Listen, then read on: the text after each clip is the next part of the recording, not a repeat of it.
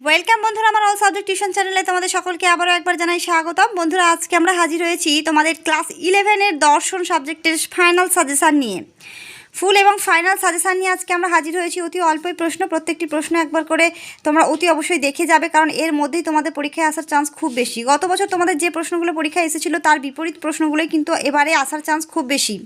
তো দেখো, প্রথমেই আমরা দেখে নেব জ্ঞানের উৎপত্তি ও স্বরূপ থেকে কী কী প্রশ্ন দেওয়া হয়েছে। দেখে নাও। জানা ক্রিয়াপদটি কী কী অর্থে ব্যবহৃত হয়? বাচনিক জ্ঞানের শর্তগুলি কী কী? 3+5 অর্থাৎ 8 মার্কসে তোমাদের প্রশ্নের এগুলো সাজেশান। তো 8 মার্কসের জন্য তোমাদের কিন্তু এটা 3 নম্বর 3+5, 5+3 এইভাবে কিন্তু কেটে কেটে প্রশ্নগুলো আসতে পারে পরীক্ষায়। নেক্সট প্রশ্ন, জ্ঞানের উৎস ও স্বরূপ বিষয়ে ডেকার্তের মত সমালোচনা করো।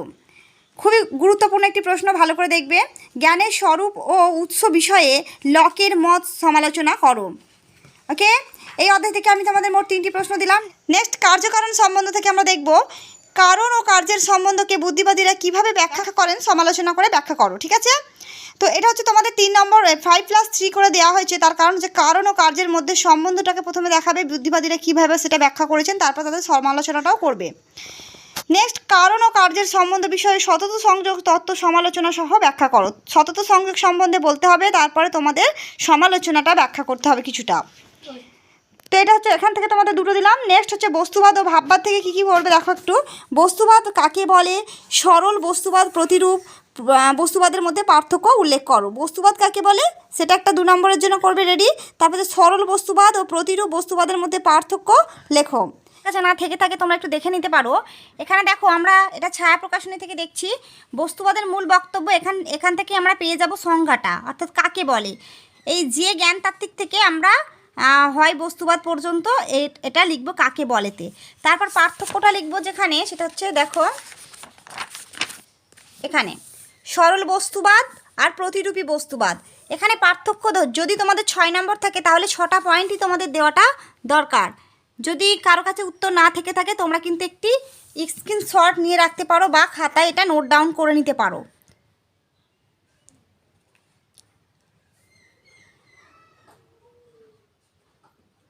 ওকে, নেক্সট, ভাববাদ কাকে বলে?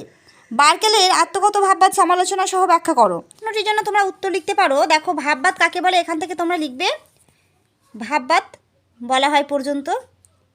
কারো কাছে যদি বই থাকে তাহলে দাগ দিয়ে নেবে। ভাববাদ কাকে বলে 2 মার্কসের জন্য এটা লিখবে। তারপরে বলেছে বার্কেলের আত্মগত ভাববাদ সমালোচনা সহ ব্যাখ্যা করো। তাহলে আমরা এখানে দেখছি অনেকগুলো প্রশ্ন আছে। দেখো, আত্মগত ভাববাদের পরিপ্রেক্ষিতে বার্কেলের মূল বক্তব্যটি কী? মূল বক্তব্যটা কিন্তু আমাদের কাছ থেকে জানতে চাওয়া হয়নি। তারপর বলেছে বার্কেলের আত্মগত ভাববাদ কি একটি গ্রহণযোগ্য মতবাদ? তো আমরা যে এখানে গ্রহণযোগ্য মতবাদ কি, আমরা এটাকে সমালোচনা করব, সমালোচনা করে আমরা জানবো। ঠিক আছে, তো এই উত্তরটাই কিন্তু তোমরা লিখবে পরীক্ষার খাতায়। দেখো, বার্কেলের আত্মগত ভাববাদের গ্রহণযোগ্যতা, লৌকিক জ্ঞানের পরিপন্থী, অস্তিত্ব প্রত্যক্ষ নির্ভর তথ্য খণ্ডন, তারপর হচ্ছে অহং সর্বস্ববাদের দোষে দুষ্ট, অভিজ্ঞতাবাদের অসঙ্গতিতে ঈশ্বরের ধারণা, অযৌক্তিকতাকে মুখ্য গুণ ও গৌণ গুণের পার্থক্যকে অস্বীকার। নেক্সট, এখানে লাস্ট প্যারা যেটা আছে, অর্থের অস্পষ্টতায় ধারণা শব্দটি প্রয়োগের অসম্ভবতা। লক যে মুখ্য গুণ ও গৌণ গুণের মধ্যে পার্থক্য করেছেন তা আলোচনা করো। এই পার্থক্য কি গ্রহণযোগ্য? প্রশ্নের উত্তরে তোমরা এই প্রশ্নের উত্তরটা লিখবে। দেখো কি বলা হয়েছে, লকের মুখ্য ও গৌণ গুণের পার্থক্য বার্কেলে কিভাবে খণ্ডন করেছেন। বার্কেল কিভাবে খণ্ডন করেছেন সেটাই যদি আমরা বলি তাহলেও কিন্তু তার সমালোচনাই করা হচ্ছে। তার ওই যে মুখ্য গুণ আর গৌণ গুণের মধ্যে পার্থক্য করেছেন সেটাই আলোচনা করা হচ্ছে, কি কি পার্থক্য করেছেন। তাহলে দেখো, এই উত্তরটা যদি তোমাদের কাছে না থেকে থাকে একটু দেখে নাও।